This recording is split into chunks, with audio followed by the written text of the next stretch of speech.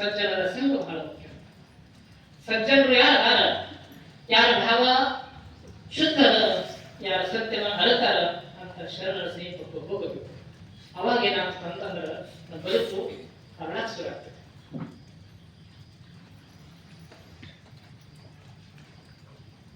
ಒಬ್ಬ ಶ್ರೀಮಂತ ವ್ಯಕ್ತಿ ಅವನಿಗೆ ಬಹಳ ವರ್ಷ ನಂತರ ಅಗ್ರಹಾರದ ಪ್ರಮುಖ, ಅವನಿಗೆ ಬಹಳ ವರ್ಷ ನಂತರ ಅವನಿಗೆ ಒಂದು ಮಗು ಹುಟ್ಟಿತ್ತು. ಅಮಾವಾಸ್ಯೆ ಮುಗಿದು 3ನೇ ದಿನಕ್ಕೆ ತೃತೀಯ ನಕ್ಷತ್ರ, ಆ ಸಮಯಕ್ಕೆ ಒಂದು ಮಗುವನ್ನ ಹುಟ್ಟಿತ್ತು. ಎಲ್ಲಿಲ್ಲದ ಅವನಿಗೆ ಸಂತೋಷ, ಇಡೀ ಊರೇ ಸಂಭ್ರಮ.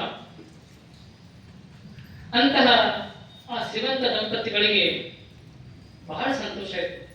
ಅಷ್ಟೆಲ್ಲರಿಗೂ ಕೂಡ ಸಂತೋಷ ಆಗಿತ್ತು. ಯಾಕೆ? ಆ ವ್ಯಕ್ತಿ ಊರಿಗೆ ಬೇಕಾಗಿದ್ದ. ಅಷ್ಟ ಶ್ರೀಮಂತ ವ್ಯಕ್ತಿ, ಒಳಗೂ ಕೂಡ ಶ್ರೀಮಂತ, ಹೊರಗೂ ಕೂಡ ಶ್ರೀಮಂತ.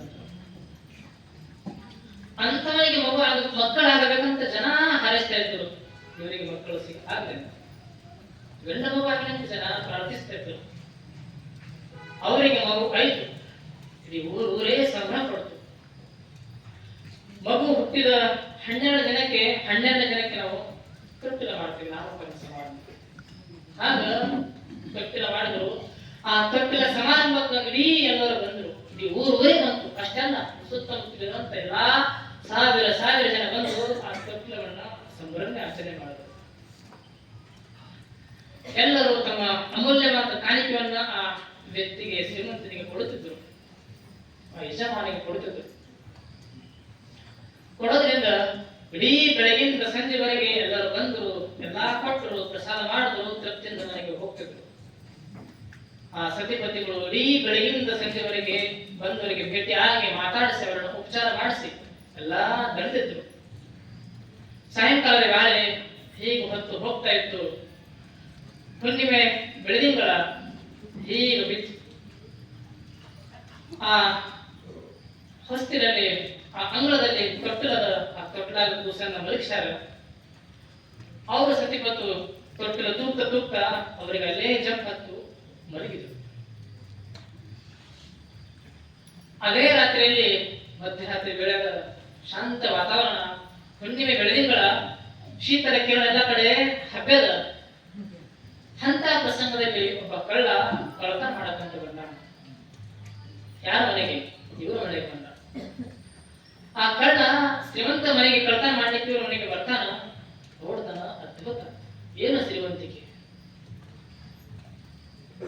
ಆ ಬೆಳ್ಳಿಯ ತೊಟ್ಟಿಲಿತ್ತು, ಅದರಲ್ಲಿ ಕೂಸನ ಮಲಗಿದ. ಅದಕ್ಕೆಲ್ಲ ಬಂಗಾರದ ಗೆಜ್ಜೆಯನ್ನು ಕಟ್ಟಿದ್ರು. ಅದನ್ನ ತಗೋಬೇಕಂತ ಅಂದ. ನೋಡ್ತಾನ, ತೊಟ್ಲ ಕೂಸದ.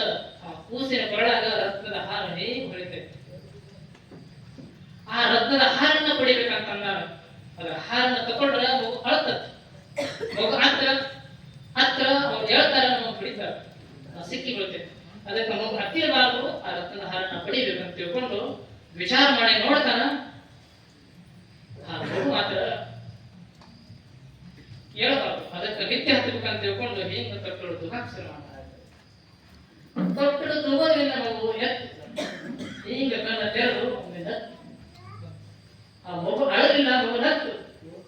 ಆ ಮಗುವಿನ ನಗು ನೋಡಿ ಇಷ್ಟ ಪ್ರಸನ್ನ ಇತ್ತು. ಆ ಮಗು ನಗು, ಆ ಕಳ್ಳ ಜೀವನದಲ್ಲಿ ಅಂತ ನಗು ನೋಡಿಲ್ಲ. ಆ ಮಗುವಿನ ನಗು ನೋಡಿತ್ತ ಏನು ಮುಖಕ್ಕೆ ಪ್ರಸನ್ನತೆ. ಆ ಕಣ್ಣಲ್ಲಿ ಕಳೆ ಇತ್ತು, ಆ ಶಾಂತಿ ಕಳೆ ಇತ್ತು.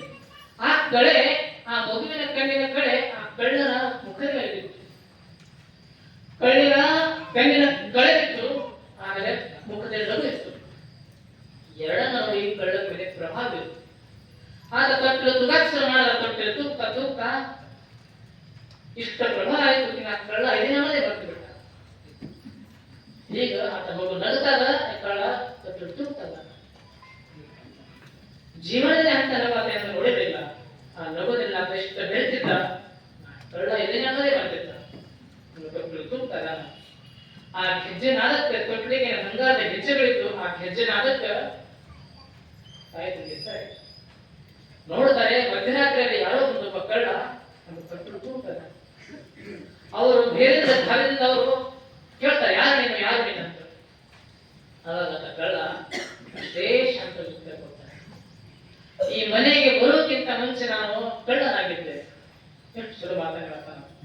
ಈ ಮನೆಗೆ ಬರೋಕ್ಕಿಂತ ಮುಂಚೆ ನಾನು ಕಳ್ಳನಾಗಿದ್ದೆ. ಆದ್ರೆ ಈ ಮನೆಗೆ ಬಂದ ಮೇಲೆ, ಈ ಮಗುವಿನ ನೋಡಿದ ಮೇಲೆ, ಈ ಮಗುವಿನ ಕಣ್ಣಿನ ಕಳೆಯ ಸ್ಪರ್ಶ ಆದ ಮೇಲೆ, ಈ ಮಗುವಿನ ಸ್ಪರ್ಶ ಆದ ತಕ್ಷಣ ನಾನು ಕಳ್ಳ ಬದಲಾಗಿ ಈ ಮಗುವಿನ ಶಿಷ್ಯನಾಗಿ ಬಿಟ್ಟೆ. ಈ ಮಗುವಿನ ಶಿಷ್ಯನಾಗಿ ಈ ಮಗು ಮತ್ತೆ ಇರಲಿಲ್ಲ, ಆ ಮಗುವೆ ಬಾಲಬಸವನಾಗಿದೆ. ಯಾಕೆ? ಅಕ್ಷಯ ತೃತೀಯ ಹುಟ್ಟಿದ ಮಗು ಹುಣ್ಣಿಮೆ ದಿವಸ ತೊಟ್ಟೆ ನಾವು